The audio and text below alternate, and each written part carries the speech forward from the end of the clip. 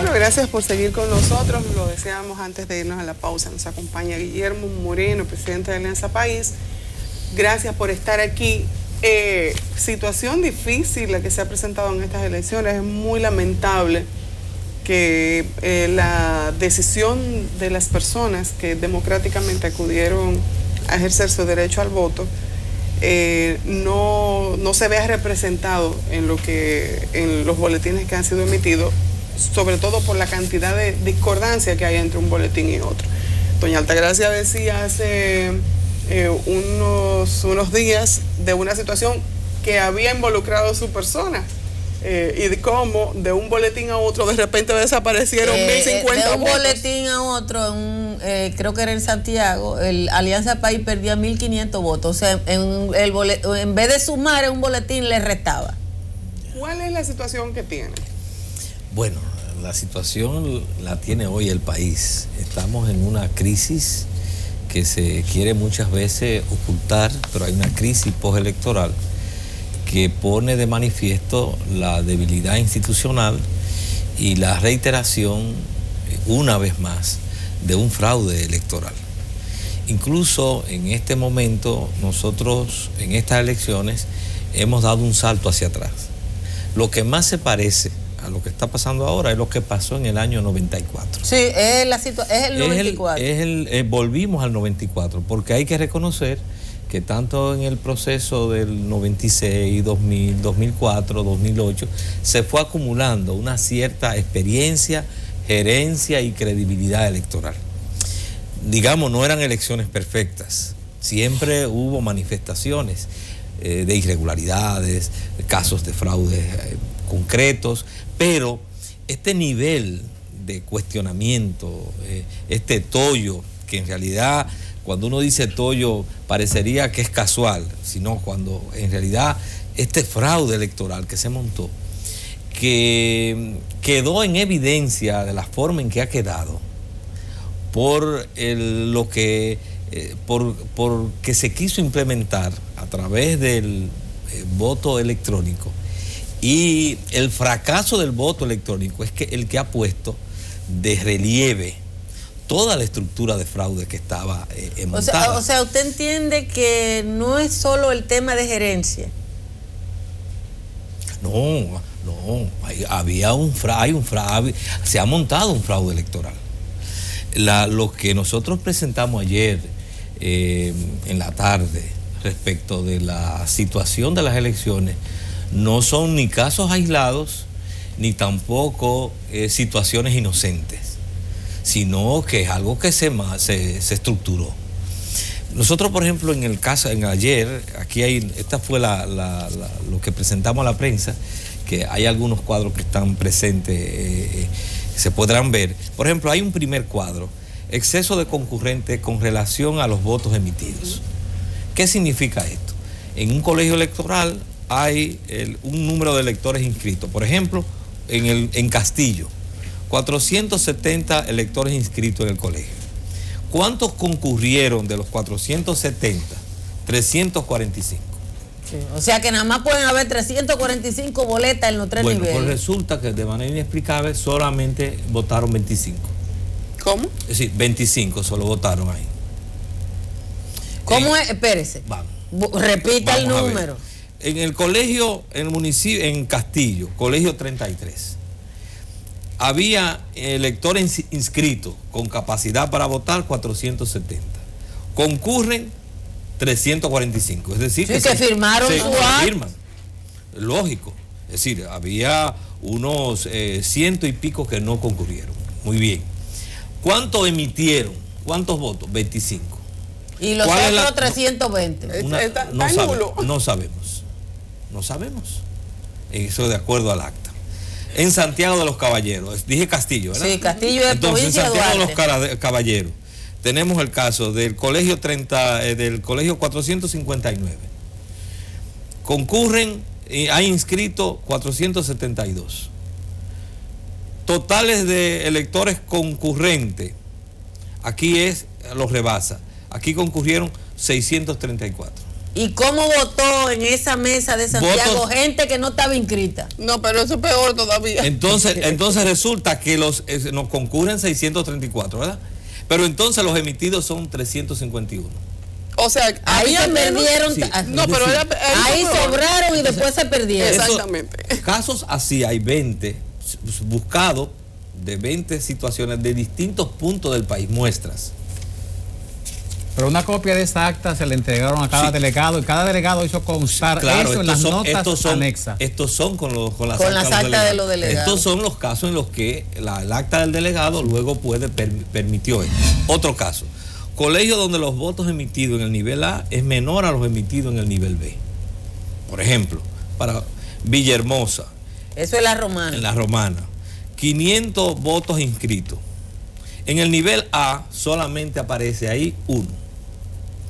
En el nivel B... ¿Y cuántos concurrentes? Hay total inscrito había 590. Aquí no se verifica. Los emitidos en el nivel A, 1. Los emitidos en el nivel B, 451.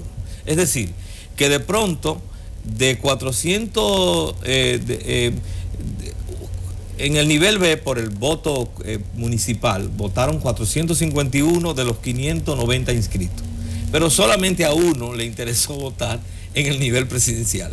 Y por tanto hubo 450 que votaron en el municipal, pero no votaron en el presidencial, lo cual es ilógico. 20 casos en los cuales eso se repite. Pero estamos hablando de Villahermosa, Paraíso, Santo Domingo Norte, Jarabacoa, Constanza, Distrito Nacional, Bánica, Santo Domingo Norte, Samaná, La Romana, Barahona, Santo Domingo Oeste, Higüey, Villa Isabel, San Cristóbal, San Juan, Sabana Grande de Palenque, Bonao, Los Alcarrizos, Barahona. Es decir, cuando 20 puntos distintos donde se repite el patrón.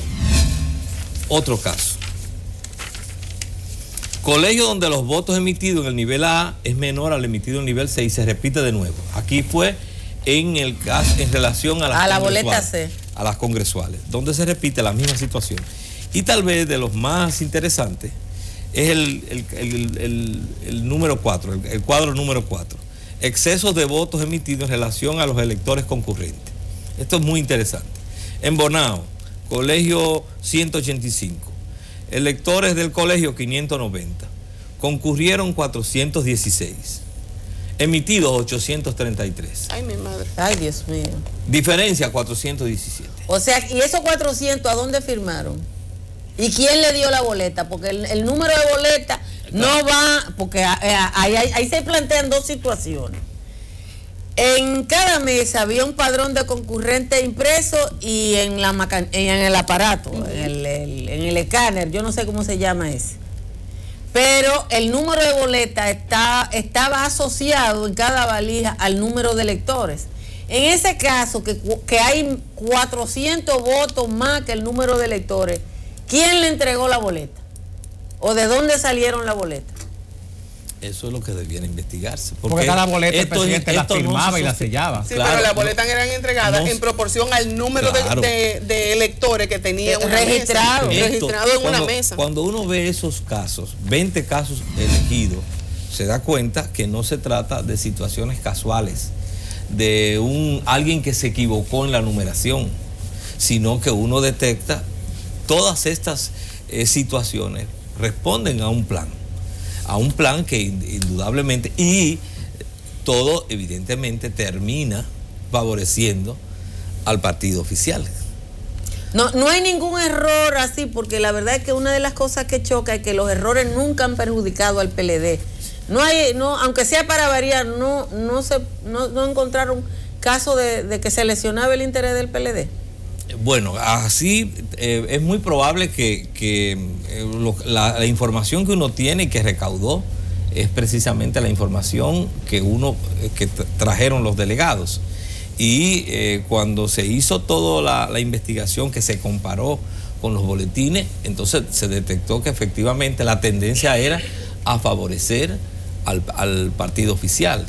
Y la mejor muestra de eso son cómo terminaron los resultados, porque precisamente esos resultados, si fueran ciertos, digamos, hubiese tenido un gran éxito electoral, Pero en la medida en que toda esta estructura se monta, es lo que explica esos resultados de un 61% en la presidencial y una cantidad también apabullante de diputados, de senadores, de alcaldes, de regidores.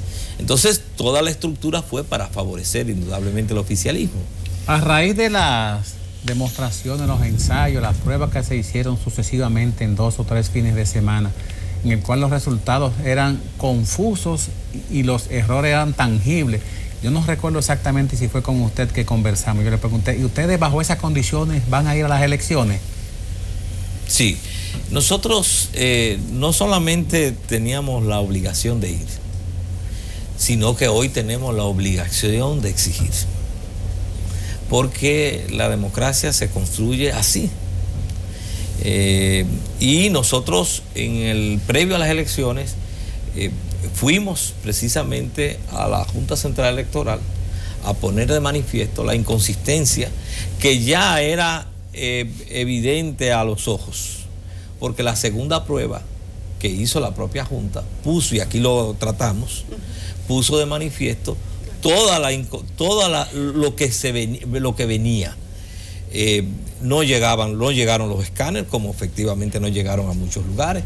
Otros llegaron y no funcionaron. Yo, por ejemplo, en el colegio donde voté no estaba funcionando. Ni donde yo voté. Bueno, donde yo voté ninguno de los equipos funcionó. En otros lugares se detectó que no tenían los técnicos. Estamos hablando de una semana antes, que no existían los técnicos. Recordemos que yo cité aquí lo que había dicho el ingeniero Franklin Frías, que de un 10 a un 15% de los colegios electorales no tenían conectividad, y yo señalé aquí que eso implicaba de 16.000 colegios electorales, unos 2.000 colegios electorales, que el ingeniero Franklin Frías había dicho en esa ocasión que la solución que se planteaba era que en los lugares donde no había conectividad se iban a trasladar al lugar más próximo donde hubiese conectividad. Y yo señalaba, pero eso es irracional, porque no me imagino la logística que implica que después que se terminen las elecciones a las 6:30, 7 de la noche, entonces tomemos el colegio electoral, que implica movilizar un presidente, un secretario, 3 vocales, delegados de 7 u 8 partidos, los militares, la urna, para entonces salir a buscar un lugar donde hay conectividad. Movilizar esos 2.000 colegios electorales entre 7 de la noche y 9 de la noche para entonces comenzar, eso era irracional. Dijimos, eso no puede ser. Por eso es que los candidatos de la oposición fuimos al pleno. Salud. Fuimos al pleno. Y fuimos al pleno precisamente a plantearle, esto está mal montado, esto no puede. La única vía de solución es el conteo manual. El señor Canto del sector empresarial le dice a ustedes que acepten los resultados. Una de las cosas que yo he señalado es que precisamente por esas complicidades es que hoy estamos como estamos en el país. Y por complicidades así es que tuvimos que soportar 30 años de dictadura. Porque los sectores económicos, sociales y religiosos y de hoy de la sociedad no asumieron responsabilidades y se doblegaron al poder. Y en este caso se doblegan al poder del gobierno, al poder del partido Estado, del oficialismo. Lo que aquí debiera haber hoy es sectores empresariales, sectores religiosos, es exigiendo. No, pero debo defender dos cosas. La iglesia fue crítica. No, los dos. Déjeme defender al CONE, que normalmente yo no lo defiendo. No, estoy está sorprendido. Estoy sorprendido. Sí, pero déjeme defender al CONE. El CONE fue al Palacio, que es tradicional, a felicitar el resultado de las elecciones al presidente. Y 5 medios de comunicación, en vez de poner felicitación, pusieron apoyo, que no es lo mismo. No es lo mismo de decirte feliz cumpleaños que yo te apoyo, porque apoyo tiene otra implicación. Y la barbaridad fue tan bárbara, oiga, fue una barbaridad tan bárbara el manejo de comunicación, que el CONE el domingo emite un comunicado impreso para que no lo interpretaran. Y de nuevo lo interpretaron.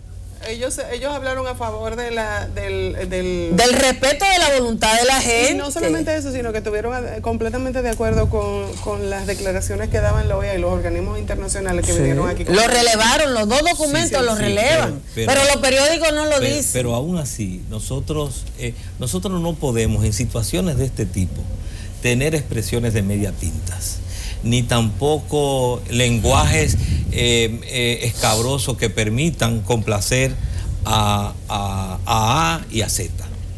Sobre todo en situaciones tan claramente evidenciadas en la cual falló la institucionalidad. La Junta Central Electoral se colocó por encima de la ley.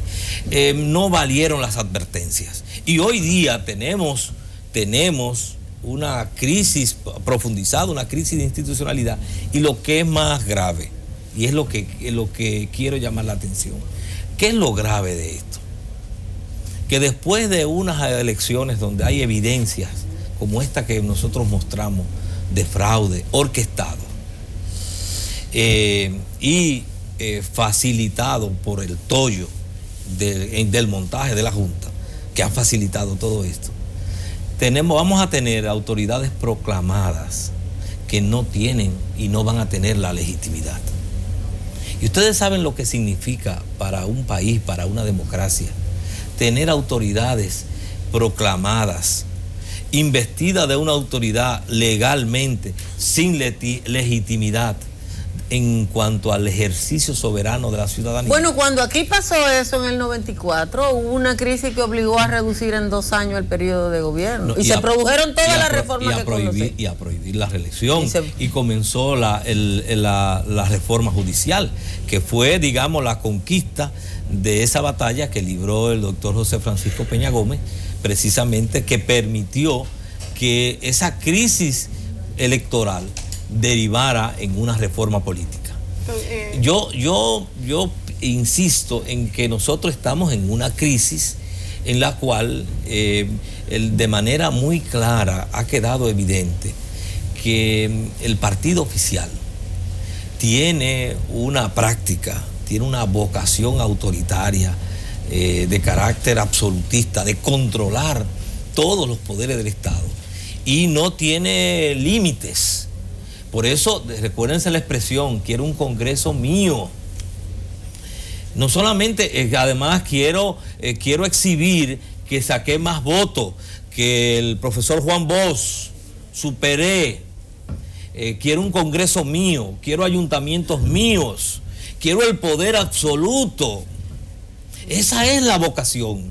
Y detrás de esa vocación autoritaria, el partido oficial ha montado este fraude electoral y no tiene reparo en levantar esta gente, en levantar la mano ahorita para jurar por la Constitución, sabiendo que provienen de elecciones espurias, que son elecciones que han sido fraudulentas en base a la compra, al uso de los recursos del Estado. Porque no es solamente el día de las votaciones, no nos limitemos. Esto es un fraude colosal montado durante mucho tiempo. Comenzó con el asalto al Congreso, que hace el propio presidente de la República cuando va y compra a los legisladores para modificar la Constitución. Después continúa con un uso abusivo de los recursos del Estado.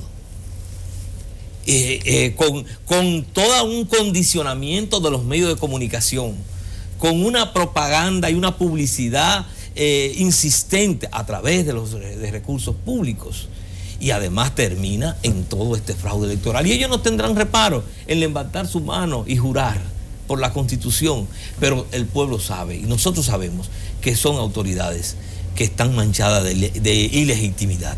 Y eso es lo que el empresariado, los sectores religiosos, los sectores sensatos deben observar.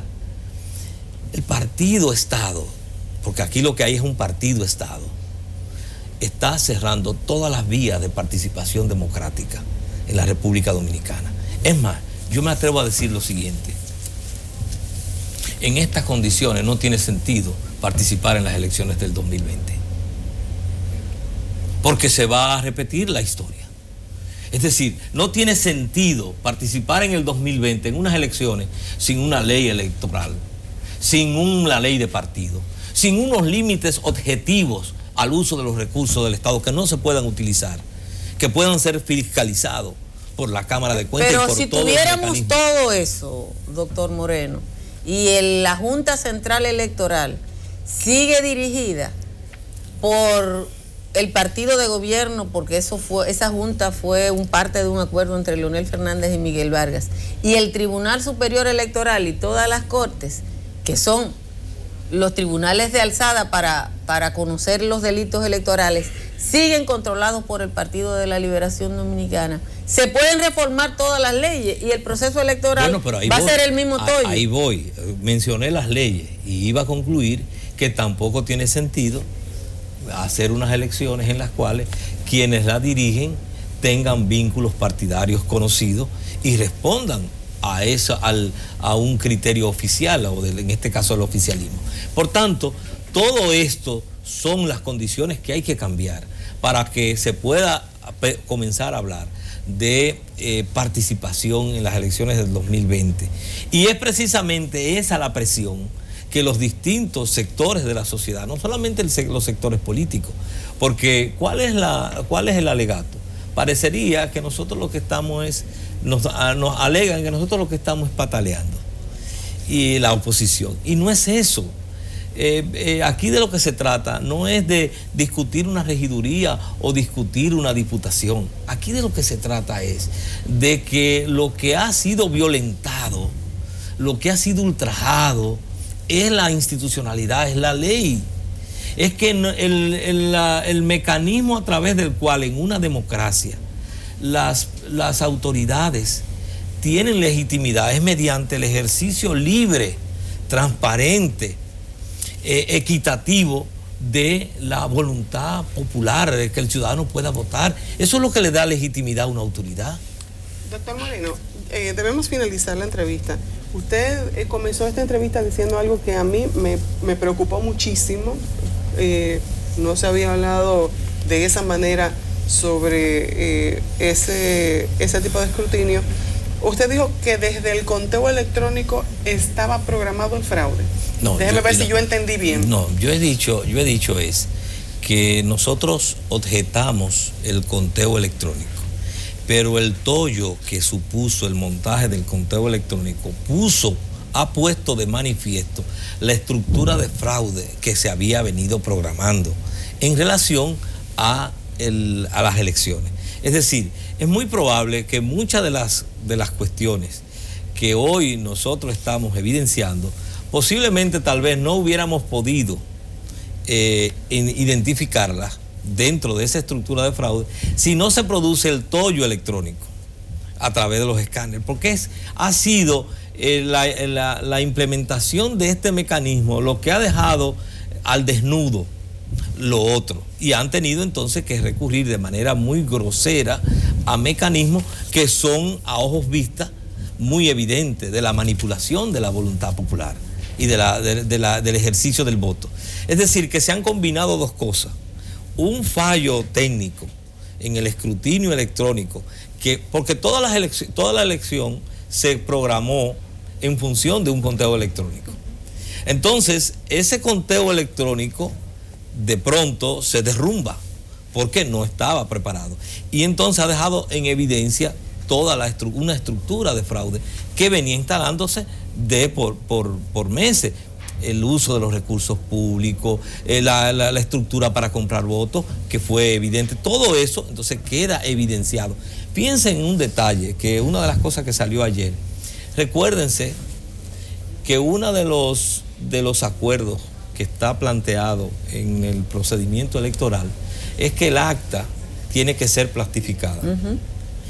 Y esa acta plastificada es una garantía, porque al plastificarse en el momento en que se le ya no se puede alterar. Ya no se puede alterar. ¿Ustedes han visto un acta plastificada? No existe un acta. Se obvió eso. No, de hecho no había acta ni bueno, para, no para se plastificó. Bueno, es que alguna mesa no tenían el formulario para el acta. Pero lo que quiero decir es que miren, entonces, por ejemplo, todo eso facilitó, porque la estructura, el acta plastificada, que era la que se iba o debió transmitirse, después de plastificada, que ya la hacía inalterable, que el delegado se lleve esa acta plastificada, que luego es muy fácil contrastarla, pero en muchas de estos que nosotros hemos estado presentando son actas levantadas posteriormente.